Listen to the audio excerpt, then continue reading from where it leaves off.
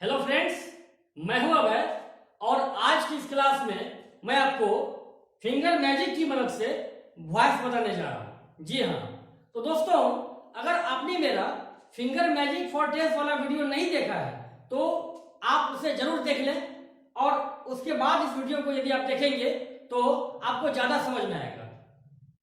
तो दोस्तों, आइए शुरू करते हैं आज की क्लास। आज का टॉपिक हमारा है वॉइस। और दोस्तों, मैं आपको वही अपने पुराने वाले फिंगर मैजिक की मदद से वॉइस बतलाऊंगा। सबसे पहले हम लोग कुछ जरूरी चीजों को जान लेते हैं। दोस्तों, वॉइस दो तरह के होते हैं, एक्टिव और पैसिव। एक्टिव वॉइस को हम लोग हिंदी में कर्तरी-वाची कहते हैं और इसमें कर्ता प्रधान होता है। दोस्तों, पैसिव वॉइस की हिंदी होती है कर्मवाच, जिसमें कर्म प्रधान होता है। इसके स्ट्रक्चर्स मैंने यहां लिखे हैं। एक्टिव वॉइस का स्ट्रक्चर सब्जेक्ट, वर्ब, ऑब्जेक्ट, जबकि पैसिव वॉइस का स्ट्रक्चर पहले ऑब्जेक्ट, उसके बाद वर्ब, उसके बाद सब्जेक्ट। सब्जेक्ट सबसे अंत में। दोस्तों, इसमें बीच में हेल्पिंग वर्ब और प्रीपोजिशन आते हैं। हेल्पिंग वर्ब को हमें ऑब्जेक्ट और मेन वर्ब के ठीक बीच में रखना है और प्रीपोजिशन को सब्जेक्ट के पहले लगाना है। दोस्तों, मैंने यहाँ 2 एग्जांपल्स लिए हैं। फर्स्ट एग्जांपल में मैंने लिखा है, Newton discovered the laws of gravitation. Newton ने लॉज ऑफ ग्रेविटेशन की खोज की। दोस्तों, इस सेंटेंस में डिस्कवर करने वाला कौन था? न्यूटन, जो कि हमारा सेंटेंस का सब्जेक्ट है और यह स्टार्टिंग में है, बिगिनिंग में है। अतः हम कह सकते हैं कि यह सेंटेंस हमारा एक्टिव वॉइस में है। सेकंड एग्जांपल मैंने लिया है, India Gate was built before 1947। दोस्तों, इसमें इंडिया गेट हमारा ऑब्जेक्ट है और यह बिगिनिंग में है, अतः हम इस सेंटेंस को पैसिव वॉइस में कहेंगे। अब दोस्तों, आइए आगे बढ़ा जाए और देखा जाए कि पैसिव वॉइस का हम लोग यूज कब करते हैं। यूज ऑफ पैसिव वॉइस, तो मैंने यहां 2 पॉइंट्स लिए हैं। पहले पॉइंट में मैंने लिखा है, when the subject is unknown और नॉट सो इंपॉर्टेंट। इस बात को आप यहां पर भी क्लियर कर सकते हैं। जैसे एग्जांपल है, India Gate was built before 1947, अर्थात इंडिया गेट 1947 से पहले बनाया गया था। दोस्तों, इसको बनाने वाला कौन था वो हमारे लिए इंपॉर्टेंट नहीं है, या फिर वो हमारे लिए अननोन है, अज्ञात है। और सेकेंड पॉइंट में बताया गया है, when the subject is known to all. तो दोस्तों, आइए इस सेकेंड वाले पॉइंट को भी हम लोग क्लियर करते हैं यहां इस एग्जांपल से। यहां मैंने एक एग्जांपल लिया है, the thief was arrested yesterday, अर्थात थीफ को कल अरेस्ट कर लिया गया। दोस्तों, आप बता सकते हैं थीफ को अरेस्ट कौन कर सकती है? पुलिस। तो दोस्तों, पुलिस एक ऐसा सब्जेक्ट है जो कि नॉन टू ऑल है, यानी सबको पता है। ये जो एक्शन है अरेस्ट करना, इसको करने वाला कोई और नहीं बल्कि पुलिस है। तो उसे लिखने की आवश्यकता हमें यहां पर नहीं है और ये सेंटेंस हमारा पैसिव वॉइस में है। तो दोस्तों, एक और एग्जांपल मैंने लिया है, trees have been planted on both sides of the road, अर्थात सड़क के दोनों ओर पेड़ लगाए गए हैं। दोस्तों, यहां पर ट्रीज हमारा ऑब्जेक्ट है और इसको हिंदी में हम लोग कर्म बोलते हैं। ऑब्जेक्ट हमारा स्टार्टिंग में है। दोस्तों, ट्री को किसने प्लांट किया आपके लिए वो इंपॉर्टेंट नहीं है। अब आइए दोस्तों, एक्टिव टू पैसिव कैसे चेंज करते हैं उसे जानते हैं। दोस्तों, एक्टिव से पैसिव में चेंज करने के लिए मैंने यहां एक सेंटेंस लिया है, he helps me. He helps me. दोस्तों, यहां पर ही हमारा सब्जेक्ट, हेल्प्स वर्ब और मी हमारा ऑब्जेक्ट है। दोस्तों, हेल्प्स हमारा 5th form of the verb है, V5। अब कुछ रूल्स पर पहले विचार करते हैं। सबसे पहला रूल है सब्जेक्ट एंड ऑब्जेक्ट का स्थानांतरण। सब्जेक्ट एंड ऑब्जेक्ट का स्थानांतरण, अर्थात आपको सब्जेक्ट को ऑब्जेक्ट के स्थान पर ले जाना है और ऑब्जेक्ट को सब्जेक्ट के स्थान पर लेकर के आना है। लेकिन दोस्तों, यहां आपको केस को ध्यान में रखना है। केस, कारक। दोस्तों, सब्जेक्ट हमारा नॉमिनेटिव केस में रहता है और जब वो ऑब्जेक्ट के स्थान पर जाएगा तो वो ऑब्जेक्टिव केस में हो जाएगा। और ऑब्जेक्ट हमारा जो कि ऑब्जेक्टिव केस में रहता है, यदि वो सब्जेक्ट के स्थान पर जाएगा तो वो नॉमिनेटिव केस में चला जाएगा। दोस्तों, ही को यदि हम लास्ट में ले जाएंगे तो यहां पर यह हिम हो जाएगा, और यदि मी को हम लोग स्टार्टिंग में लाएंगे तो यह हमारा आई हो जाएगा। अब आइए दोस्तों सेकेंड स्टेप देखा जाए। हेल्पिंग वर्ब, एक हेल्पिंग वर्ब आपको लगाना है अकॉर्डिंग टू टेंस। तो दोस्तों मैंने यहां पर कुछ पॉइंट्स लिखे हैं, जैसे कि यदि सेंटेंस में आपका V1 या V5 हो तो आपको इज एम आर लगाना है, V2 रहे तो वाज वेर लगाना है, V3 रहे तो बीन लगाना है, V4 रहे तो बीइंग लगाना है, और यदि मॉडल्स रहे तो अर्थात shall, will, can, could, may, might ये सब, तो आपको बी लगाना है। दोस्तों आपको वो helping verb just after the subject put करना है, सब्जेक्ट के ठीक बाद। तो दोस्तों आप यहां देख सकते हैं यहां वर्ब का फिफ्थ फॉर्म है, V5 है। तो दोस्तों V5 को देखते हुए हम लोग यहां इज एम आर तीनों में से कोई एक को चूज करेंगे। तो दोस्तों आई के साथ आप जानते हैं एम का यूज करते हैं। अब हेल्पिंग वर्ब के बाद आपको मेन वर्ब को रखना है, हेल्पिंग वर्ब के बाद आपको मेन वर्ब को रखना है। दोस्तों main verb always V3, main verb आपका किसी भी फॉर्म में रहे उसको आपको V3 में ही रखना है। हेल्पिंग वर्ब के बाद आपको किसे रखना है, मेन वर्ब को, दैट इज ऑलवेज V3। दोस्तों यहां हेल्प एक V5 है और इसका V3 हो जाएगा हेल्प, HELPED। अब आइए एक प्रीपोजिशन का यूज करना है आपको, जनरली वो बाय हम लोग लगाते हैं, और भी कुछ प्रीपोजिशंस हैं जिसकी जानकारी मैं आपको नेक्स्ट क्लास में दूंगा, तो यहां हम लोग बाय रख देंगे।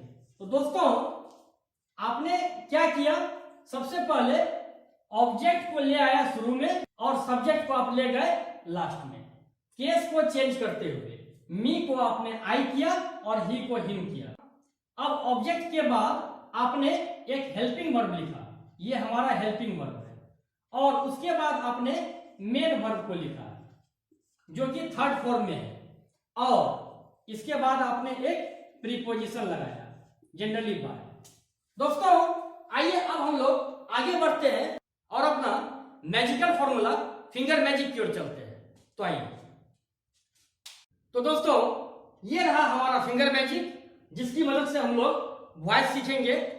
और दोस्तों वॉइस शुरू करने से पहले मैं आपको बता दूं कि अगर आपने मेरा फिंगर मैजिक फॉर टेंस वाला वीडियो नहीं देखा है तो उसे प्लीज एक बार जरूर देख लें, उसके बाद अगर आप इसे देखेंगे तो ये ज्यादा बेनिफिशियल रहेगा। वेल फ्रेंड्स, तो आइए शुरू करते हैं आज की क्लास। दोस्तों मैं यहां आपको बता दूं कि इंग्लिश में 12 टेंस होते हैं और उनमें से केवल 8 ही टेंस का पैसिव बनता है, ओनली 8 टेंस। और दोस्तों आपको यहां पर भी नंबर पैटर्न समझने होंगे जो कि मैंने फिंगर मैजिक फॉर टेंस में बतलाया था। तो आइए एक बार रिपीट करते हैं, ये उन लोगों के लिए भी जो कि पहली बार देख रहे हैं। दोस्तों यहां आप इस चार्ट को अच्छे से समझ लें, यहां मैंने प्रेजेंट लिखा है, इसका अर्थ ये हुआ कि ये चारों प्रेजेंट है। यहां मैंने पास्ट लिखा है तो ये चारों पास्ट हो गए, और यहां मैंने फ्यूचर लिखा है तो ये चारों फ्यूचर हो गए। दोस्तों ये तीनों के सामने इंडेफिनिट लिखा हुआ है, अर्थात ये तीनों इंडेफिनिट, ये तीनों इम्परफेक्ट, ये तीनों परफेक्ट और ये तीनों परफेक्ट कंटीन्यूअस। दोस्तों अब जरा कुछ और बातों को समझ लेते हैं। यदि मैंने आपसे पूछा इस घर का नाम तो आप क्या कहेंगे? दोस्तों आप पहले यहां देखिए, यहां पास्ट लिखा हुआ है और उसके बाद ठीक इसके सामने में देखिए यहां परफेक्ट लिखा हुआ है। तो दोस्तों ये वाला घर हमारा पास्ट परफेक्ट होगा। पुनः यदि मैं आपसे पूछूं इस वाले घर का नाम क्या है, तो दोस्तों यदि आप यहां देखेंगे तो ये प्रेजेंट यहां लिखा हुआ है और इसके ठीक सामने देखेंगे तो यहां इम्परफेक्ट लिखा हुआ है। तो दोस्तों इस घर का नाम हो गया प्रेजेंट इम्परफेक्ट। इस प्रकार यदि हम लोग यहां से ऊपर की ओर जाते हैं जो कि सभी प्रेजेंट हैं, तो ये present indefinite, present imperfect, present perfect और ये प्रेजेंट परफेक्ट कंटीन्यूअस। बीच वाला past indefinite, past imperfect, past perfect और पास्ट परफेक्ट कंटीन्यूअस। ये वाला future indefinite, future imperfect, future perfect और ये फ्यूचर परफेक्ट कंटीन्यूअस। और दोस्तों यदि इधर से जाते हैं तो ये present indefinite, past indefinite, future indefinite, present imperfect, past imperfect, future imperfect, present perfect, past perfect, future perfect, present perfect continuous, past perfect continuous और ये फ्यूचर परफेक्ट कंटीन्यूअस। तो दोस्तों उम्मीद करता हूं कि अब आप ये समझ गए होंगे कि मैंने किस बॉक्स को किस टेंस का नाम दिया है। दोस्तों आइए थोड़ा आगे बढ़ते हैं और नंबर पैटर्न पर फोकस करते हैं। दोस्तों मैंने फिंगर मैजिक फॉर टेंस में बताया था 1 2 3 4 5 6 7 8 9 10 11 12। दोस्तों मैंने आपको ये भी बताया था 3 6 9 12 ऑलवेज फ्यूचर। दोस्तों जैसा कि मैंने आपको पहले ही बता दिया है कि केवल 8 टेंसेज का ही पैसिव बनेगा, तो अब आप यहां ये समझ लें कि वो कौन कौन से टेंसेज हैं जिनका पैसिव नहीं बनेगा। तो दोस्तों इसका आंसर बड़ा ही सिंपल है, जिन टेंसेज में पहले से बी या बीन लगे हो उनका नो पैसिव वॉइस, उनका पैसिव वॉइस नहीं बनेगा। तो दोस्तों यहां हम लोग देखते हैं कि किन में बी और बीन लगे हुए हैं। यहां आप देख सकते हैं शैल बी, विल बी, तो यहां पर बी है और यहां पर has been, have been, had been, shall have been, will have been.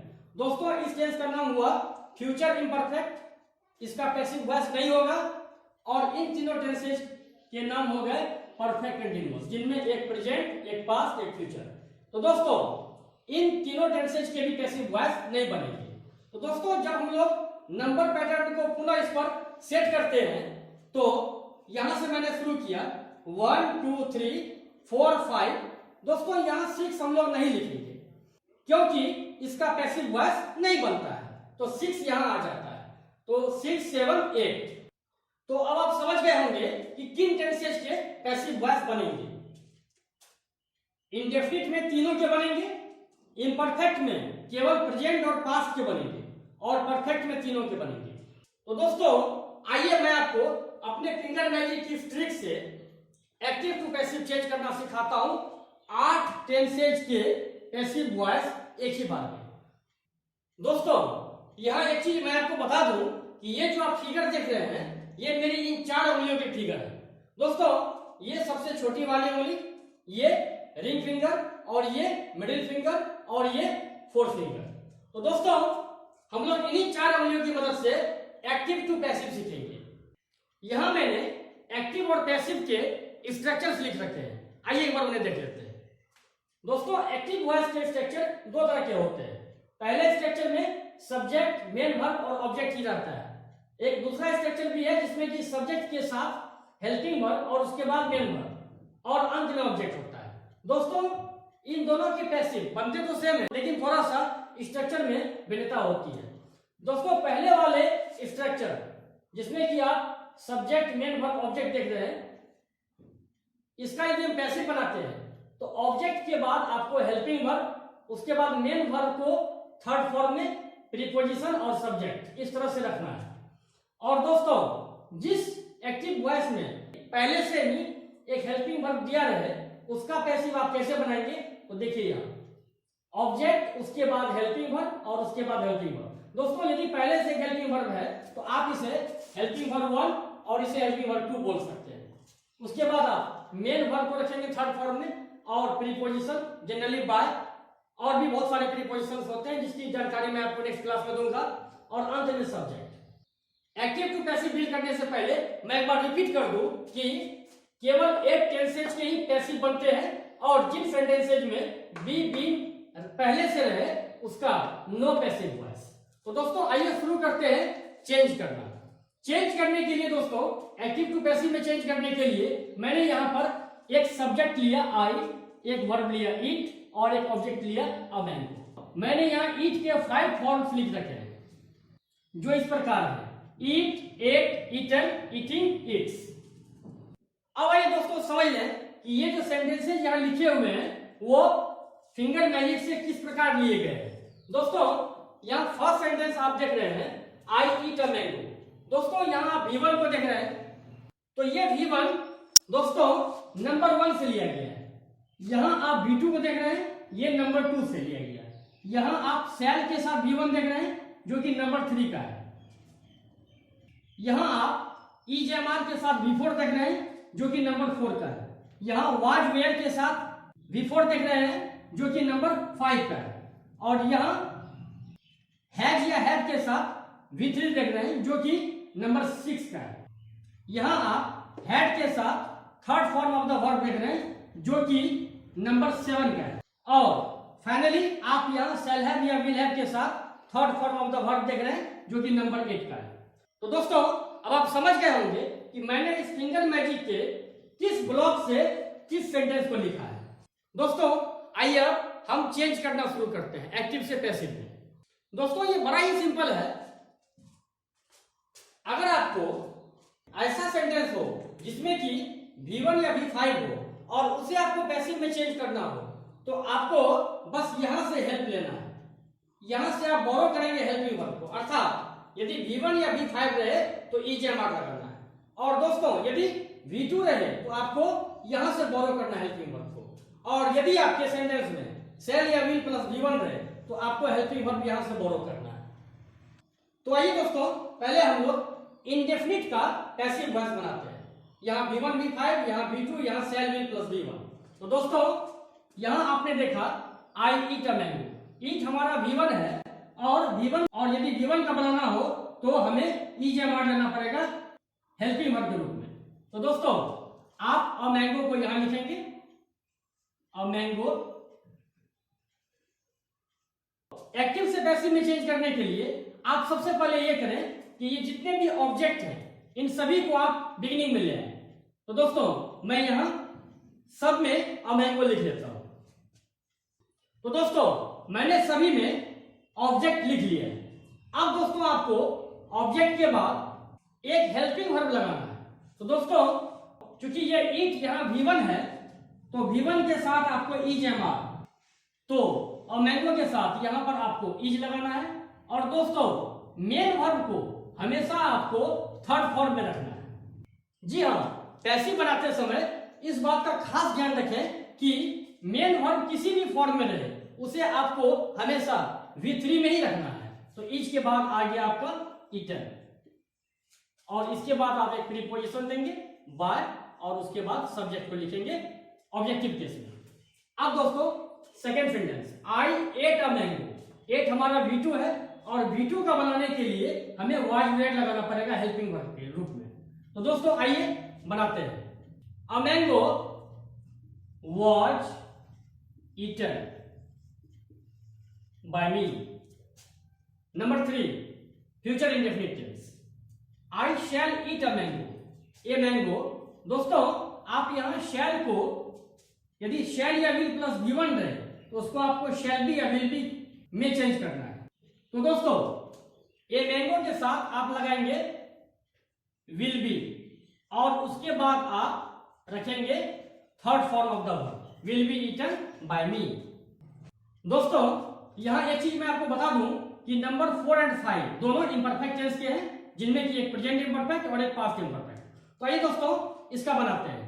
I am eating a mango. अब दोस्तों इसका आप कैसे बनाएंगे, आप यहां देख रहे हैं कि नंबर 4 में EJMR और नंबर 5 में वाज वेयर, और इनके साथ V4 लगता है एक्टिव वॉइस में।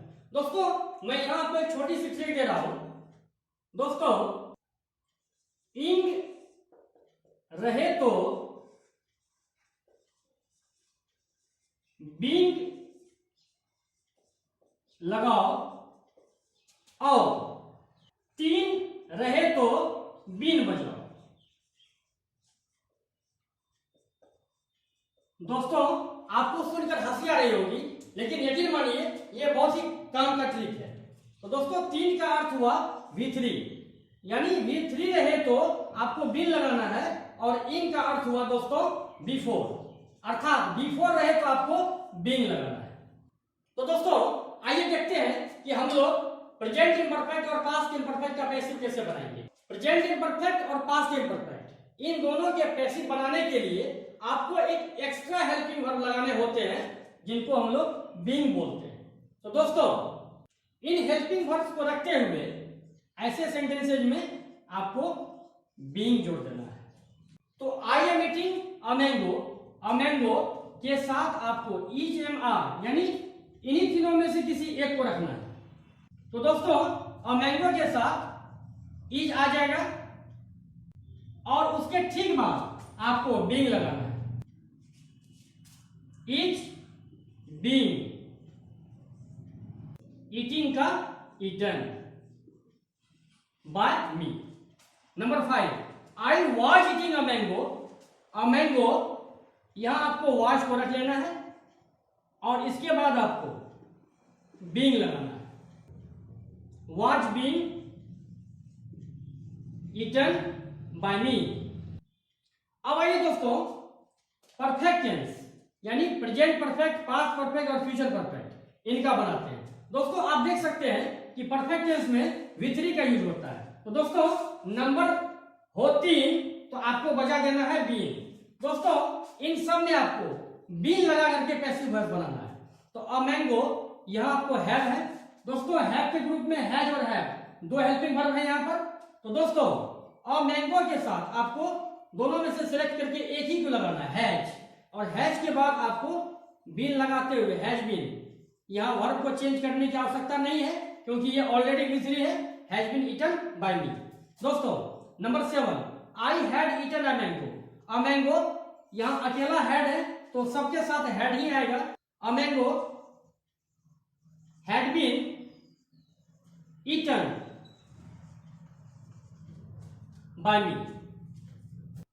And finally we have I shall have eaten a mango, future perfect tense. तो दोस्तों a mango को मैंने शुरू में लिखा, a mango, shall have been को आप चेंज करेंगे will have been eaten में, और इसके बाद आप जोड़ देंगे by me।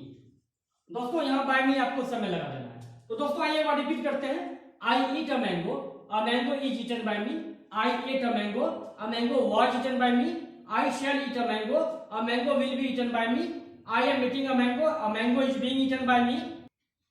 I was eating a mango was being eaten by me. I have eaten a mango has been eaten by me. I had eaten a mango had been eaten by me. I shall have eaten a mango will have been eaten by me. दोस्तों जब भी आप active से passive में change करें तो आपका main focus verb section पर होना चाहिए। जी हाँ दोस्तों, यदि आपने वर्ब को अच्छे से डील कर लिया तो आपका पैसिव सही होगा। तो दोस्तों उम्मीद करता हूं मेरा ये फिंगर मैजिक फॉर वॉइस वाला वीडियो आपको अच्छा लगा होगा। और अगर अब तक आपने मेरे चैनल को सब्सक्राइब नहीं किया है और आप देख रहे हैं तो प्लीज जरूर सब्सक्राइब करें और बेल आइकन को दबाना ना भूलें। दोस्तों फिर मिलते हैं नई उमंग नई उत्साह के साथ। Till then take care.